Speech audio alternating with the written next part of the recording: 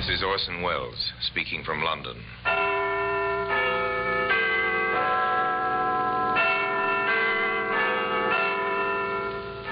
The Black Museum, a repository of crime, of death by violence. Here in the bleak stone structure, which is Scotland Yard, there is a warehouse of souvenirs, where ordinary objects, a briar-root pipe, a dingy white glove, a lump of twisted sealing wax, all have a history of murder.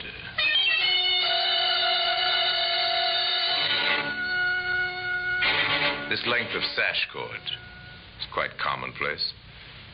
You might see something like this in any window frame. Harmless-looking bit of rope. It seems so. Frayed at one end, cut all cleanly at the other. Just the right length to hook around a man's neck and twist. Today, that bit of sash cord can be seen in the Black Museum.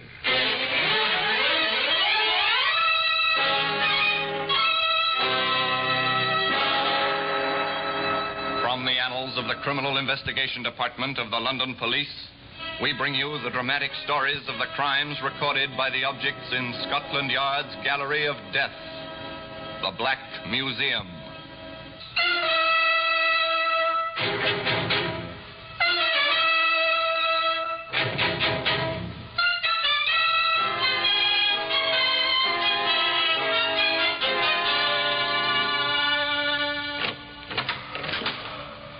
Here we are in the Black Museum, Scotland Yard's Museum of Murder.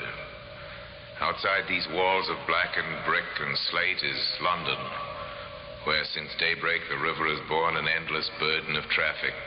On fog-shrouded bridges and in narrow streets, tens of thousands of pedestrians have jostled one another, all very much alive.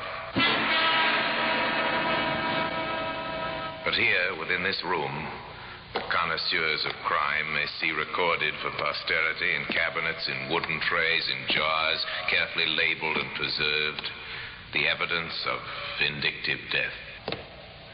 This sash cord, a short piece of rope, grimy, frayed at one end, not remarkable in itself, yet it came from the stage of a famous theater in the city of Brighton, where Octavia Kenmore, actress-manager, was concluding her annual engagement. The alley of that theater was like any other, a corridor of darkness between the street and the stage door.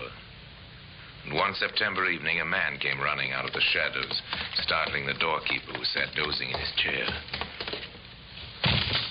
Mr. Carter, what's the trouble, sir? You'll find out soon enough.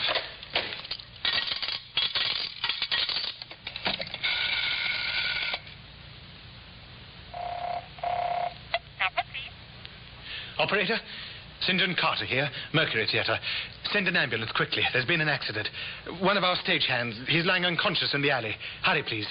Yes. One of the cast, Mr. Carter? Who is it? Tell me. It's Buckland. I can't bring him round. I tried. Jeff Buckland? Oh, Miss Kenmore will be terribly distressed. Stage carpenter with her for 20 years. I dare say she will. Hadn't we better go and lift him in, sir? Perhaps there's something could be done. No, it's better not to move him till the doctor comes. It may be serious. And we wouldn't want to injure him, you know. A man found dead or dying. A phone call. Then the waiting. Over the crumpled figure stood old Tom Snellen, doorkeeper, and St. John Carter, leading man, waiting. Waiting until an ambulance drew up and an intern came to kneel beside Jeff Buckland. Which one of you called us? I did. You said the man was unconscious. Well, he looked to me. I'm no physician. This man's dead. Shot through the heart. You'd have done much better to have called the police. The police arrived, and actors coming into the evening performance were questioned. The star of the play in the theater early, as was her custom, was left undisturbed. The constable at the door admitted a young plainclothesman. Inspector Mitchell. Yes, Jordan? One of the men found this, sir. Hidden under some rubbish in the alley. .32 caliber. Thank you. Oh, Mr. Ellis. Attention now focused on David Ellis, stage manager in Miss Kenmore's troupe. Ever seen this pistol, Mr. Ellis? Why, yes, it's the one we used in the play. I keep it in my desk. I've the usual license for it. What sort of ammunition do you have? Oh, blank cartridges, of course. 32 blanks. It's not loaded with blanks now. Bullets. And one chamber has been fired. I must warn you, Ellis. Anything you say henceforth will be written down and may be used as evidence. Well, you mean you're arresting Dave? But you can't. He never hurt anyone. Who are you, young lady? Miss Kenmore's secretary. My wife, Inspector. Please, Lucy. But this is... Oh, Inspector, you don't understand. Jeff was our friend. He's been, well, like a father to both of us. And while you stand here wasting time, the real murderer's getting farther away. That will do, Lucy. I take it there's been some trouble. Please, sir, state your business and then leave. I can't have my theater disrupted 15 minutes before curtain time. Oh, Miss Kenmore. Now, Lucy, control yourself. Will someone be good enough to tell me what has happened? Certainly, Miss Kenmore. I had hoped it wouldn't be necessary to disturb you just at present. But one of your stagehands, Mr. Buckland, was found this evening outside... Octavia Kenmore, distinguished actress manager, darling of the provinces. Equally adept at comedy or tragedy. Of course, I'm gravely shocked. Poor Mr. Buckland. A good and faithful servant, Inspector. Oh, but it is preposterous of you to suspect Mr. Ellis. My stage managers never kill people. In any case, I can't spare him. We ring up in 10 minutes exactly. I'm extremely sorry, Miss Kenmore, but Ellis is a material witness. He must come to the station house for further questioning. It was his pistol It was my pistol. I own all the props used in my play. The license is in his name. Legally, he is the owner. Then I demand that you release him in my personal recognizance. I'd like to do that, ma'am, but unfortunately your entire company is under surveillance and is only permitted to perform tonight. Ellis, you must come with me. Very well. Go with them, David. Lucy and I will be down to see you. And the inspector, as soon as we possibly can. Thank you, Miss Kenmore. The police left the theater, except for certain constables on duty at the door. And in her dressing room, Octavia Kenmore made ready. Lucy, my child. Ah, me. How weak a thing the heart of woman is. Come. Don't be downcast. Oh, how can I help it, Miss Kenmore? With David in prison. Nonsense. He's only detained for questioning. He isn't charged with any crime. I'm thinking of Geoffrey Buckland, an excellent good man, and the best stage carpenter there was in England. Was he married? His family's in Manchester. I'll have to telephone them immediately after the performance. What? You really mean you're going on? Certainly I am. And you will do Davy's job tonight. What? Me? Run the show? Why not? You've seen Davy do it often enough. And work is what you need. There's no time to think. Now, quickly now. Check the stage for the first scene and while I repair my makeup. Go, my child.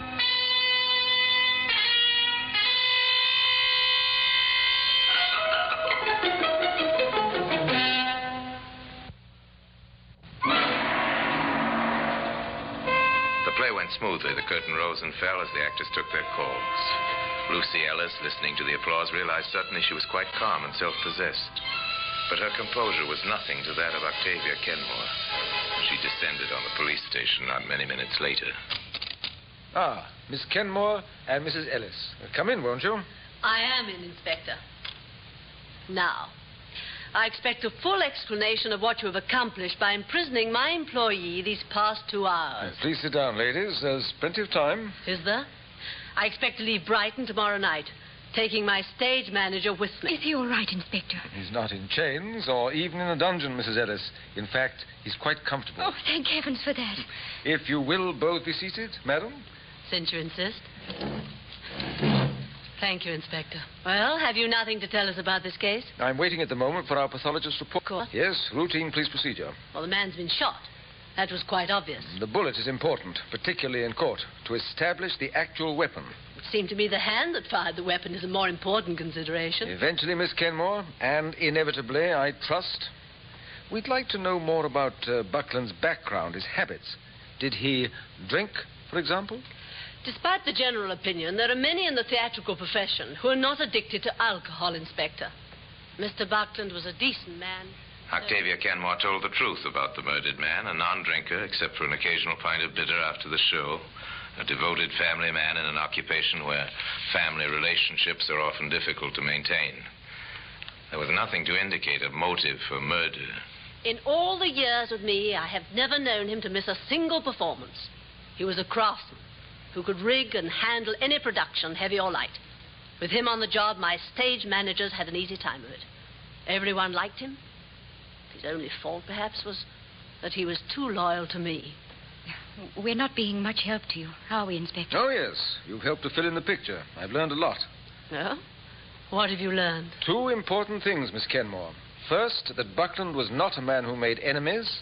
All my reports bear this out. And also that he was extremely devoted to you. You think that's significant? Extremely. You keep a close rein in your company.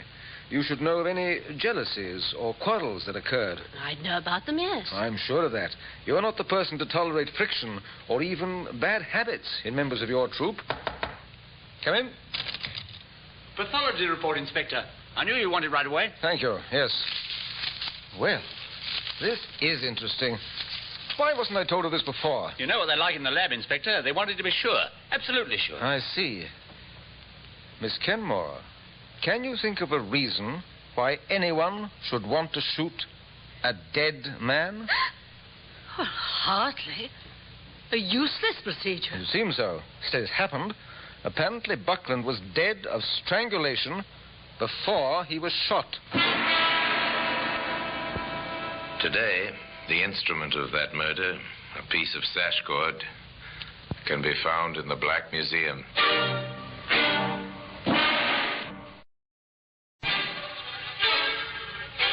It was a good question. Inspector Mitchell repeated it. Can you think of a reason why anyone should want to shoot a dead man?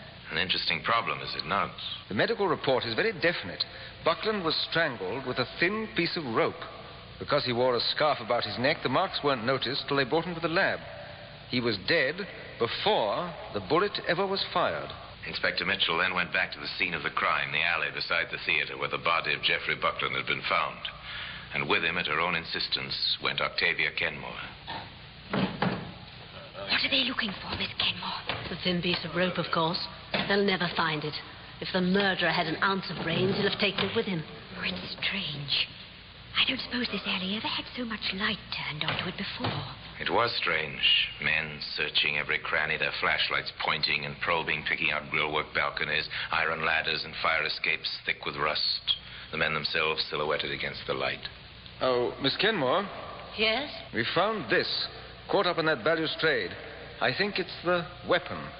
Our lab can tell us definitely, of course. I see.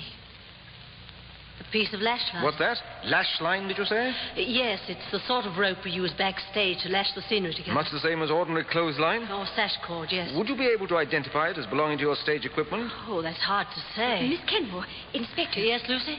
One of the stagehands reported to me tonight. They'd had trouble with one of the sets. The line was too short to make it fast. Could you locate that piece of scenery, Mrs. Ellis? I think so.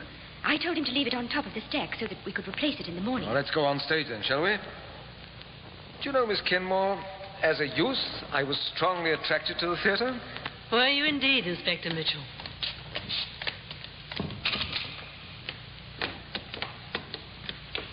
They moved through the stage door onto the platform.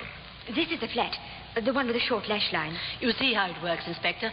The rope is flipped round the iron cleats and tied off at the bottom, so the audience sees only an unbroken wall. I understand perfectly. The cord of this rope matches the piece found in the alley. Rust, stains, and all. What does that suggest to you, Inspector? There's little doubt in my mind, Miss Kenmore, that the person we want is a member of your own company. Yes, I've decided that for myself some time ago. A member of your company, I think, cut off this cordage to strangle Buckland. And someone else, familiar with these premises, took the pistol from Ellis's desk. Then you don't think my husband's guilty? I haven't said that. But I must check once more who actually was here, backstage, between the hours of 6 and 7. I was here myself in my dressing room. And Sneller, the doorkeeper, was on duty. He surely... We took his statement, of course. He seemed a bit evasive now that I think of it. I won't hear a word against him. Sneller's perfectly honest. I take an oath on it. Is he? A remarkably sound sleeper all the same? What do you mean? The extraordinary thing about his story, he claims to have been dozing in his chair. He didn't wake even when a pistol was fired not 30 feet away. I think perhaps I'd better go and visit him. Then I'll come... No, Miss Kenmore, not this trip. Investigations of this kind are sometimes dangerous.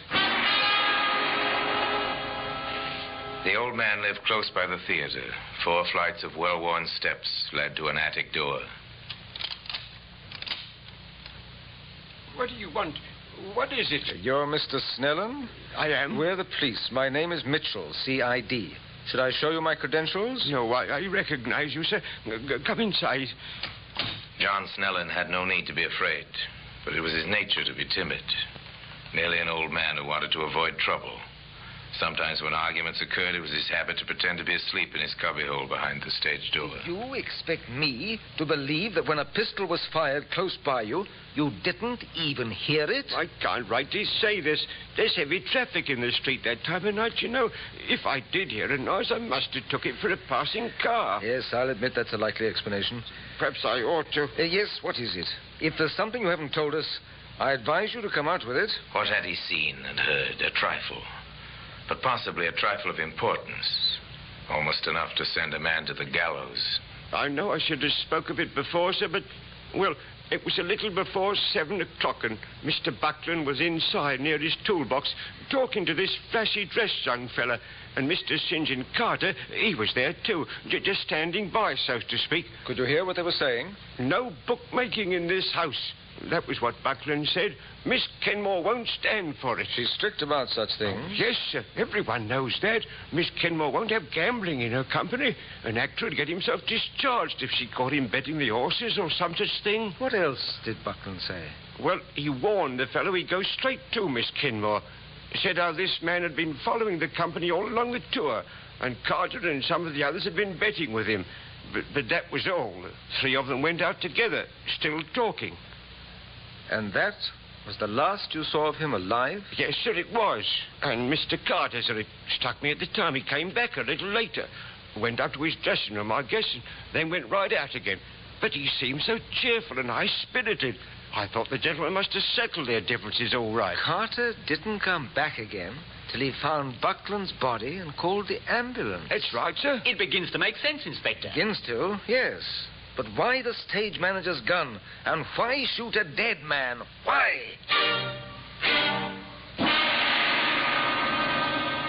Why indeed? Why steal a gun to shoot a dead man? Hoping to find the answer to this question, the inspector went to Brighton jail to call on David Ellis. Look here, Inspector, why are you holding me without a shred of evidence? Won't I be permitted to travel with the company when they leave tonight? It all depends. On what? Your replies to a few questions. Ask them by all means. How much gambling goes on in the company? Not a great deal. Some of the actors bet a few shillings now and then. Actually, their salaries are so small they can't afford to be reckless. Does Miss Kenmore know about it? Not a chance. If she did, we'd have replacements in a matter of minutes. It would follow, then, that an actor who wanted to keep his job would be careful that such information never reached Miss Kenmore. Well, I'd certainly say so. Is there anyone in the company who needed that job badly? What do you mean, badly enough to commit murder? Yes. I doubt it. Of course, you never know. In troops like this one, most of the supporting cast are either on the way up or down. A dismissal might mean the end of a career. Ellis, has anyone a reason for wanting you out of the way? No. Why? Whatever for? That gun was stolen from your desk, loaded with live ammunition, and after the murder, it was left where we'd be sure to find it and hold you responsible. Oh, I can't believe that anyone would do a thing like that. Unless... Unless? No, Inspector, there really isn't anyone. Indeed? Well, there is, though. No matter how clumsily he may have gone about it, I can't help feeling that our murderer has tried to pin his crime on you. For the moment, I'm going to let him think he's succeeded. How do you do that? By keeping you locked safely up here in jail. A short time later, Inspector Mitchell was admitted to Miss Kenmore's suite at the Shorefront Hotel. Any progress to report, Inspector? Not much, I'm afraid. Have you been to see David? I have. I left him in the best of health. Well, why are you holding him? David didn't kill anyone. You know that as well as I do. I'm afraid I don't know it. I've met many murderers in my time, Mrs. Ellis. Most of them look quite as innocent as your husband. Besides, I have a hunch he could be somewhat more cooperative. In what way? Tell me, is there anything you know of that your husband might be concealing? For some, well, mistaken idea of gallantry? Something perhaps concerning you? Why, No, I hardly think so. I seem to remember a melodramatic little scene I accidentally walked in on. Oh, but that was nothing. Just because St. John Carter made some advances to me, and David resented it. Oh. That may be more important than you think, Mrs. Ellis. In fact, it may be the piece of information Inspector Mitchell thought that he knew the killer at last. But it takes evidence to bring a man to court. Then Miss Kenmore made a helpful suggestion. You said you were a devotee of the theater, Inspector Mitchell. I am indeed, ma'am. Did you by any chance see me as Lady Teazle? I did. A most marvelous performance. Then you recall, of course, the third act. I have something of that A crucial moment in a famous play, when standing behind a screen, the lady overheard a villain's treachery exposed. Such a dramatic device as might be used effectively off stage as well as on. At the theater before the matinee, the acting out began. Oh, St. John, may I see you a minute? Of course, Lucy, my dear. Not given up hope for Dave, I trust? No, not at all. That's the proper spirit. Still, I understand we're leaving Brighton without him. Please, I'd rather not discuss it. Perhaps in his absence you won't mind so much my paying you little attentions. Like the old days, eh? St. John, Miss Kenmore's waiting. She wants to see you at once. Really? The great Miss Kenmore? That sounds ominous. It is. She's breathing fire and brimstone. Is she? And it so happens I come from a long line of fire-eaters. Lead the way, my girl. Octavia Kenmore was seated at her makeup table. Behind her, the tiny dressing room was crowded with trunks and props and costumes. In an alcove, hardly noticed, there stood a screen. Here he is, Miss Kenmore. So I can see, yes. Hello, what's the long face about? Nothing to do with me, I'm sure. You've been placing bets on the races, Mr. Carter. Oh? Therefore, I'm compelled to dispense with your services. Here's your check and return fare to London. Your understudy will replace you at the matinee. See here, you can't do this. I have a contract. This check covers the terms of your contract. Miss Kenmore, whoever told you this was lying. A man in danger of his life seldom lies. If Ellis made this accusation... No, David. Your friend. Your flashily dressed friend who admits to bookmaking. And may shortly admit to murder. Oh, so Morgan has squealed, has he? If that's the word, yes. I gather he's ready to implicate you. He'll try. That kind always does. He did the killing. He can't drag me into I'm this. afraid you're already implicated quite seriously, Mr. Carter, and by your own words and actions. Oh, well, Inspector Mitchell, isn't it? What sort of game is this? The glorious game of play acting. Congratulations, Miss Kenmore. A very successful little playlet. You haven't got anything you can prove. No use bluffing. You took the pistol, didn't you, from Ellis's desk and shot Buckland with it. I didn't kill him. He was dead before. You are under arrest, Mr. Carter, and charged with willful murder. It wasn't me, I tell you. Morgan choked him with that bit of rope when Buckland threatened him with the police. Morgan had no license and a previous record, too. It would have been jail for him. He did it, and after that Yes, you thought quickly. You tried to take advantage of the situation to frame Ellis so that the field would be clear with his wife. No. No, Carter, you may not have killed anyone, but you are an accessory after the fact, and you did put a bullet through a man's heart. A delicate question for the jury to decide, but I predict you'll pay the penalty. Come along now, and come quietly. Today, that piece of sash cord, properly marked and ticketed, lies in a glass case in the Black Museum. People of the theater can be, and most often are, fiercely loyal to one another. Octavia Kenmore was such a person, an actress-manager who accepted responsibility not only for her company's professional welfare, but for their personal happiness as well. St. John Carter was an exception to the rule. But then his career had an exceptional ending, taking his final bow as he did on a platform 13 steps high at 8 o'clock one winter evening. Well, the murder weapon is on exhibit for all to admire in the famous room at Scotland Yard. And now, until we meet here again for another story from the Black Museum, I remain, as always, obediently yours.